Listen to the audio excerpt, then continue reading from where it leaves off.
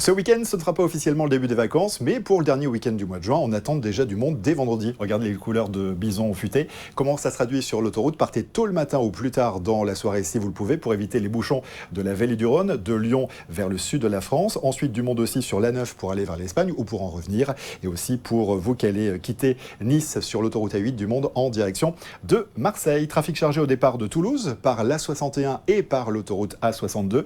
Autour de Bordeaux aussi, un trafic chargé. Et puis l'A10 et la 11. Alors l'A10, c'est l'axe Paris-Bordeaux. La 11, l'axe Paris-Nantes. Un trafic surtout très compliqué entre Tours et Poitiers et entre Angers et Nantes. Comment ça va évoluer pour samedi? Eh bien, ce sera orange uniquement pour l'Île-de-France dans le sens des départs. La circulation sera dense et vous aurez sûrement des bouchons dans le sens descendant de la vallée du Rhône, de Lyon vers la Méditerranée. Soit ensuite pour aller vers la région sud, Provence-Alpes-Côte d'Azur, soit pour aller vers l'Occitanie. Vous aurez aussi un trafic chargé qui reviendra de l'Espagne par l'autoroute A9.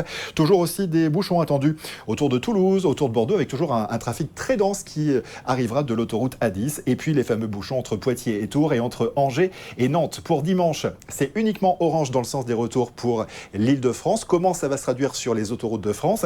Un trafic dense surtout pour aller de l'océan vers l'Île-de-France, des côtes normandes pour aller vers Paris, également de l'océan vers Toulouse ou de la Méditerranée vers Toulouse. Le trafic sera parfois très dense, surtout si vous choisissez 18h pour rentrer chez vous. Et puis habituellement, le trajet entre Montpellier et Lyon ou entre Marseille et Lyon se fait en moins de 3 heures. Sauf que là aussi, si vous circulez vers 18h, ça pourrait être beaucoup plus long dans la remontée de la vallée du Rhône. Pensez à bien préparer votre voyage avec notre application, l'application à télécharger sur votre smartphone.